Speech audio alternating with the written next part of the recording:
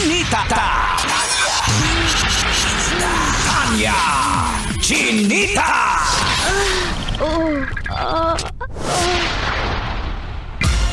Sino? Ako?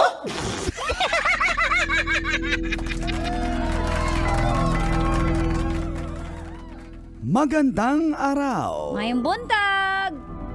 Kasama mo, Manggas, para sa Sino? Ako. Naging bayani ang isang 12 anyos na batang babae. Nang lumangoy siya sa loob ng higit 2 oras sa karagatan Wow. upang humingi ng tulong matapos tumaob ang sinasakyang bangka.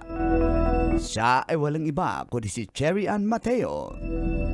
Ito ay Philippines ba nangyari yan? sa Antique.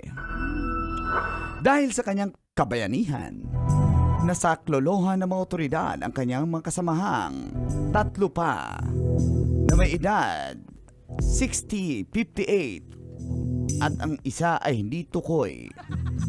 2 hours sa lumangoy? 2 hours. At dahil doon, naisalba ang kanyang mga kasamahan sa tumaob na bangka. Sa ngayon ay nasa mabuti ng kalagayan ang 4 na pasahero ng nasabing bangka. At iyan ay dahil sa kabayanihan ni Cherry Ann Mateo. Mabuhay ka, Cherry Ann! Sino? Ako? Kailangan pa bang i-memorize yan? Ay, Apo, Oh, busy. yan na naman, pag magaling na Credit ng pagbayani, Apo. Bakit? Apo ko naman talaga yun yung mga tuturo ko na mga Hello, magandang asa. inaanak! Aray ko!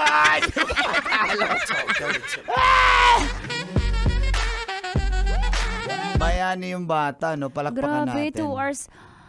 10 minutes nga nakatayo ako eh. Nangangalay na ako eh. Diba? 2 hours ka pa lumangoy. Marunong ka bang lumangoy, Tita Max? Nalunod ako sa pagmamahal niya. Aray ko! Marunong. Basics. Basic lang. Pero kaya mo kaya yun? Nasa karagatan ka? 2 hours? Hindi, Kung- carry. Susuko ako. Kung tayo yun, no? Susuko ako. Ano na lang ako. Starfish ka na lang. Starfish. Pero kaya ko mag-float siguro. Float. Pero yung langoy, kapagod eh. Totoo Yung yan. current ng So, tubig eh. palakpakan natin tong batang Grass to. cherry ni. Kasi wala na eh. Kung hindi yun naisalba, malamang... Ano ba? Saan ba yun. siya galing? Nakasakay silang 4 sa Anong bangka. bangka? Bangka na yung maliit kahoy. lang. Kahoy na bangka. Yung pangisda. Maliit Ah. lang. Tapos tumaob ito dahil nga sa alon. Tsaka yun So, na. nakahawak ng 2 hours yung mga matatanda. Oo, nandun lang nakakapit. Siya naman, para Diyos ko, 2 makasaklolo, hours. nilangoy Oo, niya. Pero sa mga senior na pero baka sanay sila sa tubig doon, antike. Eh, Oo, no? kasi- Oo, correct. Mga fishery, Mga puro fisher dagat. folks. Oo. Mga Shout out sa mga fisher folks, mga mangingisda. Bangka. Shout out sa inyo. Buti na lang walang pating doon, no? Kawawa naman yung bata. Sa dagat. Sa bangka. Basic. Yun na nga. Kasi nga, dagat yun eh. Bakit ba tumaob? Sandali, tawagan natin yung taga-GP sandali ha. Bakit ba tumaob yun? Dahil nga sa naalon. Naalon. Oo.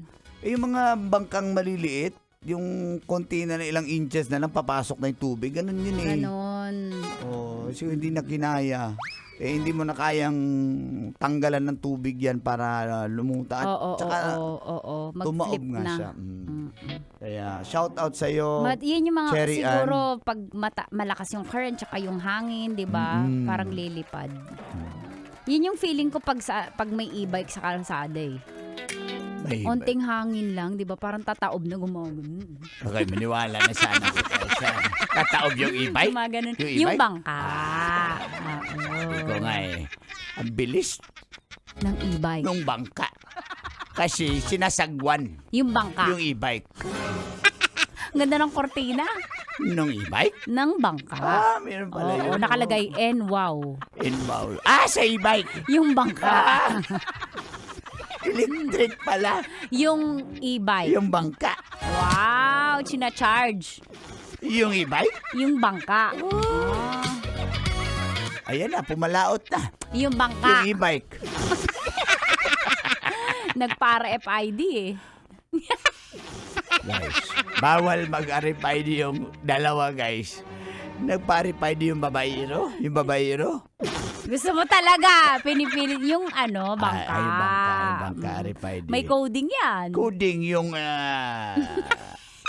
sasakyan? Yung mata mo. Nalito kasi ako, Yung guys. e-bike. Kaya naman pala. Kaya naman pala. Sige, mamaya, guys. Oo.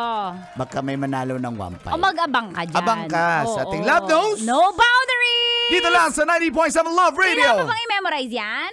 Basic!